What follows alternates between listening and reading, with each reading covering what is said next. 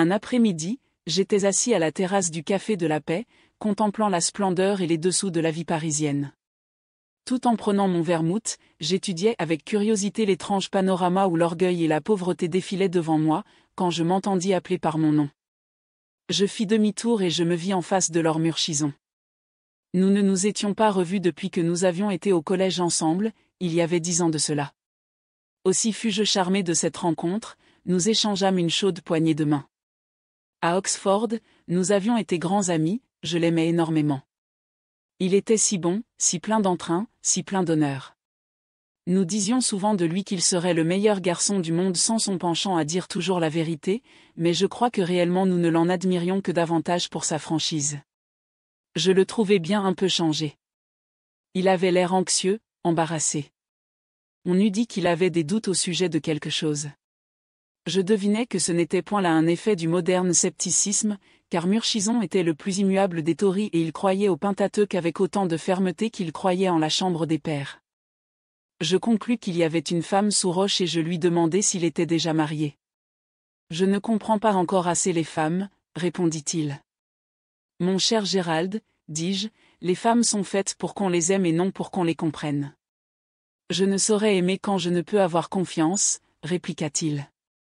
Je crois que vous avez un mystère dans votre vie, Gérald, dis-je, contez-moi cela.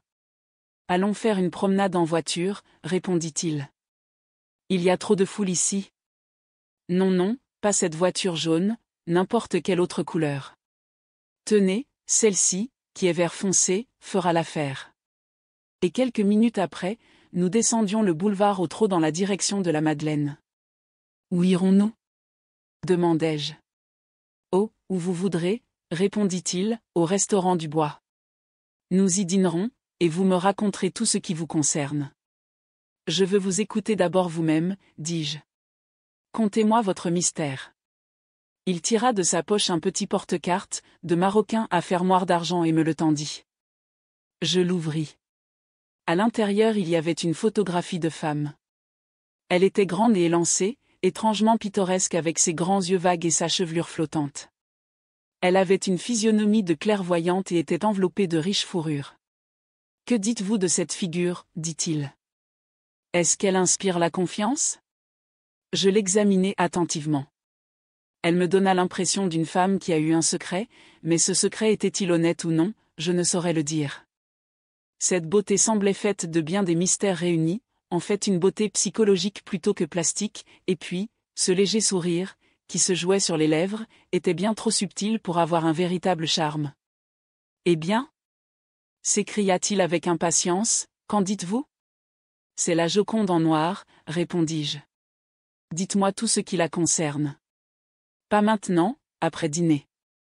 Et nous nous mîmes à parler d'autre chose.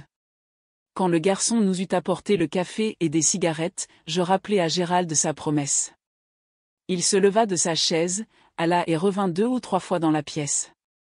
Puis, se laissant choir dans un fauteuil, il me conta l'histoire suivante. Un soir, vers 5 heures, je descendais Bond Street. Il y avait d'un grand encombrement de voitures et la circulation était tout à fait arrêtée. Tout près du trottoir était rangé un petit brougham jaune, qui pour une raison ou une autre attira mon attention. Comme je passais tout près, je vis s'avancer, pour regarder dehors, la figure que je vous ai montrée cet après-midi. Elle me fascina immédiatement. Pendant toute la nuit, je ne pensais pas à autre chose, et il en fut de même le lendemain. Je montai, je redescendis à plusieurs reprises cette maudite rangée, jetant un regard furtif dans toutes les voitures, attendant le brougham jaune, mais je n'arrivai point à découvrir ma belle inconnue, si bien que je finis par me persuader que je ne l'avais vue qu'en songe.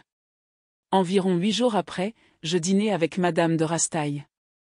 Le dîner était pour 8 heures, mais à 8h30, nous attendions encore au salon.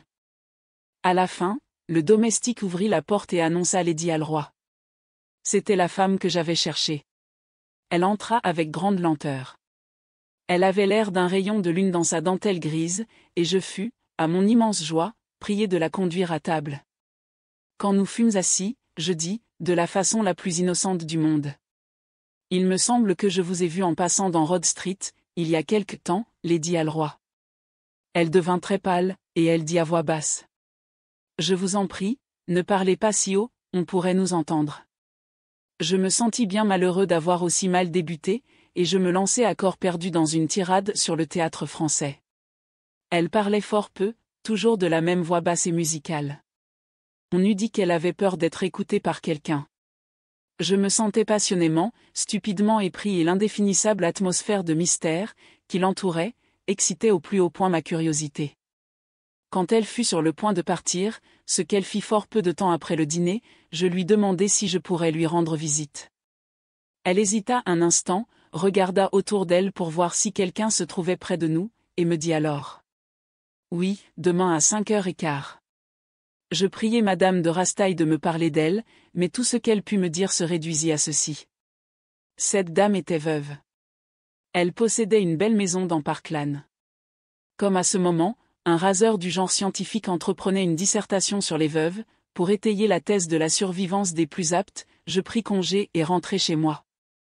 Le lendemain, juste à l'heure dite, je me rendis à Park Lane, mais le domestique me dit que Lady Alroy venait de sortir à l'instant. Très dépité, très intrigué, j'allai au club et après bien des réflexions, je lui écrivis une lettre où je la priai de me permettre de voir si je serais plus heureux une autre fois. La réponse se fit attendre plusieurs jours, mais à la fin je reçus un petit billet où elle m'informait qu'elle serait chez elle le dimanche à 4h et où se trouvait cet extraordinaire post-scriptum. Je vous en prie, ne m'écrivez plus ici, je vous expliquerai cela quand je vous verrai. Le dimanche, elle fut tout à fait charmante, mais au moment où j'allais me retirer, elle me demanda si j'avais jamais une nouvelle occasion de lui écrire de libeller ainsi l'adresse, à Mr. Knox, au bon soin de Monsieur Whittaker, libraire, Green Street. Certaines raisons, ajouta-t-elle, m'empêchent de recevoir aucune lettre dans ma propre maison. Pendant toute la saison, je la vis fort souvent et cette atmosphère de mystère ne la quittait pas. Parfois je pensais qu'elle était au pouvoir de quelque homme, mais elle semblait si malaisément accessible que je ne pus m'en tenir à cette idée-là. Il m'était réellement bien difficile d'arriver à une conclusion quelconque, car elle était pareille à ces singuliers cristaux qu'on voit dans les muséums et qui sont transparents à certains moments et troubles à certains autres. À la fin, je me déterminai à lui demander de devenir ma femme, j'étais énervé et fatigué des incessantes précautions qu'elle m'imposait pour faire un mystère de mes visites, des quelques lettres que je lui envoyais. Je lui écrivis à la librairie pour lui demander si elle pourrait me recevoir le lundi suivant à 6h. Elle me répondit oui, et je fus transporté de plaisir jusqu'au 7e ciel. J'étais follement épris d'elle, en dépit du mystère à ce que je croyais alors, mais en fait à cause même du mystère, je le vois à présent. Non, ce n'était pas la femme que j'aimais en elle. Ce mystère me troublait, me faisait perdre la tête. Pourquoi le hasard me fit-il découvrir la piste ? Alors vous l'avez trouvée, m'écriai-je ? Je le crains, répondit-il. Vous en jugerez par vous-même. Le lundi venu, je déjeunai avec mon oncle, et vers 4h je me trouvai dans Marylebone Road. Comme vous le savez, mon oncle demeure à Regent's Park. Je voulais aller à Piccadilly et je pris le plus court chemin en passant par un tas de petites rues d'aspect misérable. Soudain je vis devant moi Lady Alroy, cachée sous un voile épais et marchant très vite. Quand elle fut arrivée à la dernière maison de la rue, elle monta les marches, tira de sa poche un passe-partout et entra. Le voilà le mystère, me dis-je en avançant rapidement pour inspecter la maison. Sur le seuil était son mouchoir qu'elle avait laissé tomber, je le ramassai et le mis dans ma poche. Alors je me mis à réfléchir sur ce que je devais faire. J'arrivai à cette conclusion que je n'avais pas le droit de l'espionner et je me rendis en voiture à mon club. À 6h, je me présentai chez elle. Je la trouvai étendue sur un sofa, en toilette de thé, c'est-à-dire en robe d'une étoffe d'argent, relevée à l'aide d'agrafes de ces étranges pierres de lune qu'elle portait toujours. Elle parut tout à fait charmeuse. « Je suis si contente de vous voir, dit-elle. Je ne suis pas sortie de la journée. » Je la regardai tout ébahie, et tirant de ma poche le mouchoir, je le lui tendis. « Vous l'avez laissé tomber dans Cumnor Street, cet après-midi, Lady Alroy, lui dis-je d'un ton très calme.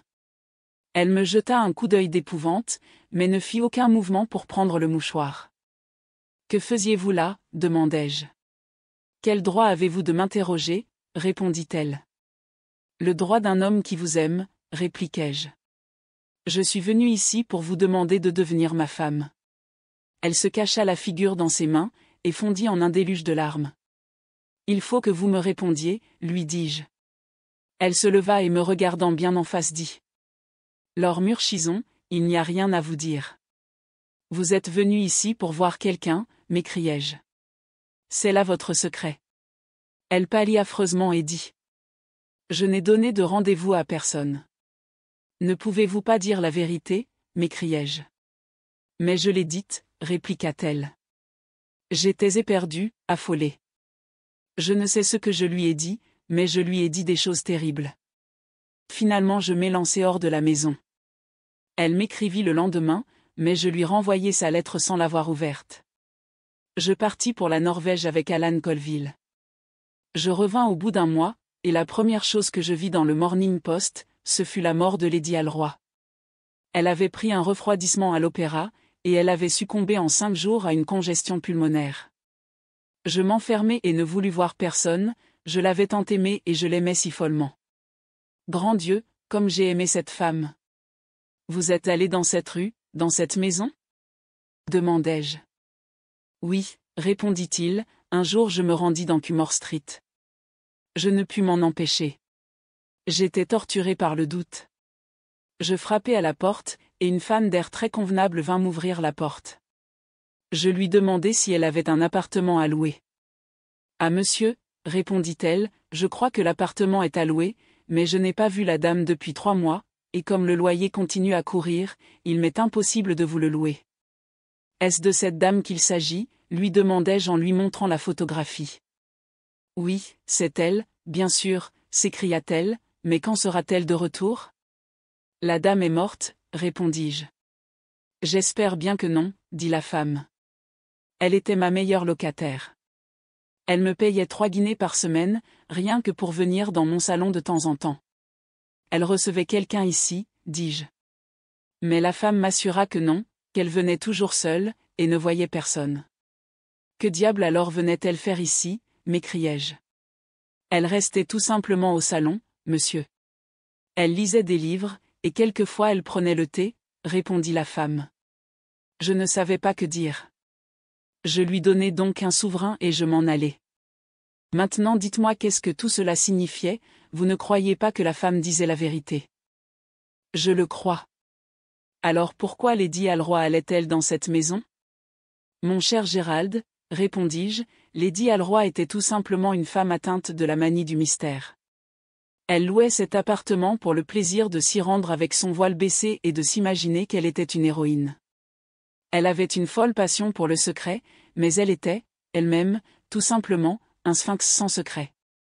Est-ce là votre véritable opinion ? J'en suis convaincu, répondis-je. Il sortit le porte-cartes de Maroquin, l'ouvrit et regarda la photographie. Je me le demande, fit-il enfin.